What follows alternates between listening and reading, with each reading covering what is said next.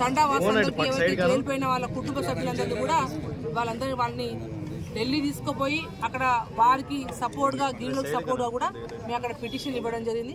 అక్కడ ఢిల్లీలో ఉన్నప్పుడే చాలా మంది మహబూబాద్ జిల్లాలో ఉన్న మాజీ సర్పంచ్లు కావచ్చు, ప్రజాప్రతినిధులు కావచ్చు, గిరిజన సంఘాల వాళ్ళు కావచ్చు, అందరూ కూడా ఒకటే మాట, ఇది గిరిజనుల సమస్య. కాంగ్రెస్ ప్రభుత్వం వచ్చినప్పటి నుంచి కూడా గిరిజనుల మీద వారి యొక్క భూములను దోచుకోవడం, లాక్కోవడం చేస్తా ఉన్నారు. ఇది ఖచ్చితంగా అందరూ ఏకం కావాల్సిన సందర్భం. ఇది మహబూబాద్ లో ఎక్కువ గిరిజనులు ఉండడం వల్ల మీరు ఖచ్చితంగా ఇక్కడ కేటీఆర్ గారిని ఇక్కడ తీసుకోరండి, మీ అందరం కూడా అక్కడ ఎక్కడైతే మన కొడంగల్ జరుగుతుంది అనే విషయంలో అందరం కూడా సపోర్ట్ చేస్తామని చెప్పిన తర్వాత వారి యొక్క విజ్ఞప్తి మేరకు వాళ్ళ కేటీఆర్ గారిని రేపు పొద్దున మహబూబాద్ పట్టణంలోని ఎంఆర్ ఆఫీస్ దగ్గర మహాధర్నా కోసం మేము ఏర్పాటు చేయడం జరిగింది. నిన్న పొద్దున కూడా ఇక్కడ మనం జిల్లా పార్టీ తరఫున సత్యవతి గారు కావచ్చు, నేను కావచ్చు, రవీంద్ర గారు కావచ్చు, అందరం కూడా ఎస్పీ గారితో పలుమార్లు మాట్లాడి ఓ దరఖాస్తు ఇచ్చి రేపటి మహాధర్నాకు పర్మిషన్ ఇవ్వండి అని పెట్టడం జరిగింది. నిన్నటి నుంచి ఎస్పీ గారు మీ పనులు మీరు ఏర్పాటు చేసుకోండి, ఖచ్చితంగా పర్మిషన్ ఇస్తే ఇది పెద్ద సమస్య కాదు అని చెప్పిన తర్వాత ఎస్పీ గారి మాట మేరకు మేము మధ్యాహ్నం కూడా రవీంద్రరావు గారు స్వయంగా ఎస్పీ గారిని కలిసిన తర్వాత గో హెడ్ మీ పని మీరు చూసుకోండి అని చెప్పిన తర్వాత మహబూబాద్ జిల్లాలో ప్రతి గ్రామానికి కూడా వారికి, ఎందుకంటే సమాచారం కేటీఆర్ వచ్చే సమాచారం కూడా వారికి తెలియాలి కాబట్టి అంత సమాచారం ఇవ్వడం జరిగింది. కానీ 5 గంటలకి దాదాపు ఇక్కడ పోచంపల్లి శ్రీనివాసరెడ్డి గారు, శంకర్ నాయక్ గారు, రవీంద్రరావు గారు, సత్యవతి గారు, మాజీ జెడ్పీ చైర్పర్సన్ గారు, ఇక్కడ మా మున్సిపల్ చైర్మన్ కావచ్చు, అందరం కూడా దాదాపు 5 గంటల నుంచి ఈ టైం వరకు కూడా కూర్చొని ఇప్పటికైనా ఆలోచించండి, కాంగ్రెస్ యొక్క అధిక నాయకులతోటి, ముఖ్యమంత్రి గారితో కావచ్చు, మంత్రులతో మీరు భయపడాల్సిన అవసరం లేదు. ఇది ప్రజాస్వామ్యం, అందరూ ధర్నా చేసే హక్కు ఉంది. మా గిరిజనులకు ఏదైతే ఇబ్బంది అవుతుందో వాళ్ళందరినీ కూడా కాపాడుకోవాల్సిన అవసరం ఉంది, వాళ్ళకు సంఘీభావం తెలిపాల్సిన అవసరం ఉందని చెప్పి వారిని ప్రత్యేకంగా మంచిగా రిక్వెస్ట్ చేసాం. కానీ ఎస్పీ గారు 2 గంటల నుంచి ఇప్పుడు చెప్తా అప్పుడు చెప్తా అనుకుంటా ఒక్క మాట చెప్పకుండా పర్మిషన్ రిజెక్ట్ చేసారు. అంటే మీరు కాంగ్రెస్ ప్రభుత్వం వాళ్ళతో మీరు భయపడుతున్నారా, మీ పోస్టింగ్ల కొరకు భయపడుతున్నారా ఏదో అర్థం కావట్లేదు. ఏదున్నా మీ డ్యూటీ మీరు చేయాల్సిందే. కానీ ఇక్కడ ఒక 3 ఎమ్మెల్సీలు వచ్చి, ఒక మాజీ ఎంపీ వచ్చి, మాజీ ఎమ్మెల్యే వచ్చిన తర్వాత పర్మిషన్ ఇవ్వకుండా దాటవేస్తూ ఇవాళ మీరు చేసే తప్పుతో నిజంగా పూర్తి ఖండిస్తా ఉన్నాం. అంతేకాదు ఇవాళ మహబూబాద్ లో ఎమ్మెల్యేలు కావచ్చు, ఎంపీ గారు కావచ్చు, అయ్యా మీకు బుద్ధి ఉందా అసలు? మీరు క్యాంప్ ఆఫీస్ లో మాట్లాడుతున్నారు అంటే ఇక్కడున్న గిరిజన నాయకులు యొక్క ఓట్లతోని మీకు వచ్చిన మెజార్టీ 90% మన లంబాడ బిడ్డలు ఓట్లేస్తే మీరు ఎమ్మెల్యేలు అయినరు, ఎంపీ అయినరు.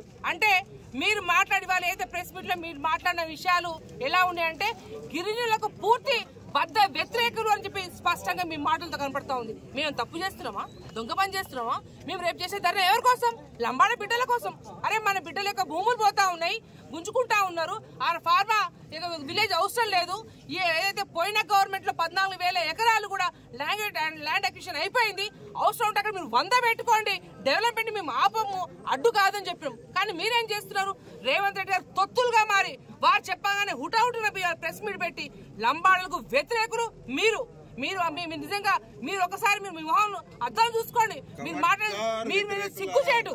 మీరు ఇంకా మీరు ఏ విషయం మీద మీరు ప్రెస్ మీట్ పెట్టి ఉంటే మేమేం మాడపోయాం. కానీ లంబాడలకు జరుగుతున్న అన్యాయాన్ని మేము అందరం సపోర్ట్ చేస్తూ మేము లంబాడ బిడ్డలకు కూడా మన బిడ్డలకు ఇబ్బంది కలుగుతుంది ధర్నా చేస్తామంటే మీరు చేస్తున్న పని ఏది? ఫస్ట్ మీరు దాన్ని చూసుకోండి.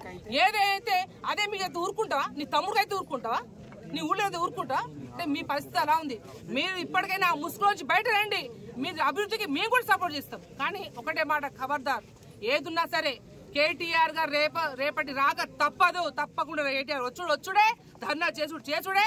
మీరు పర్మిషన్ ఇచ్చే వరకు ఇంపోం. అరే ఇదే ఎస్పీ గారు కాదు అని చెప్పుంటే మేము హైకోర్టు తెచ్చుకునే వాళ్ళం కదా, నీకు కూడా ఇబ్బంది కాకపోవు కదా.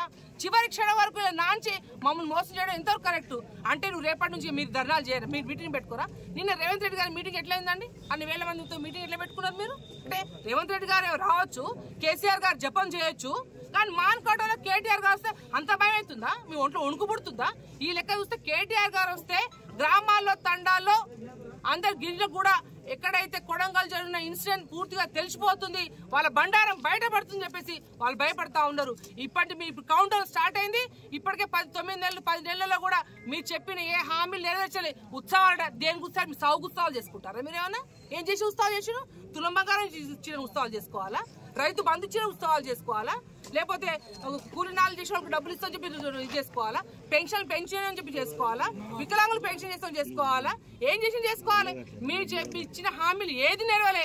మీ ఉట్టి దేవతల మీద గుళ్ళ మీద ప్రమాణాలు మిగిలిపోయినాయి తప్ప ఉత్సవాలట మీకు సిగ్గుండాలి ఉత్సవాలు చేసుకోవడానికి. మీరు ఖబర్దార్ ముందే చెప్తున్నాం, ఖచ్చితంగా రేపు మహాధరణ ఖచ్చితంగా చేసి తీరుతాం. మేము గౌరవ పర్మిషన్ అన్నాం, ఇప్పుడు పర్మిషన్ కాదు, మేము ఇప్పటికైనా తెలుసుకోవాలని పర్మిషన్ డిమాండ్ చేస్తా ఉన్నాం.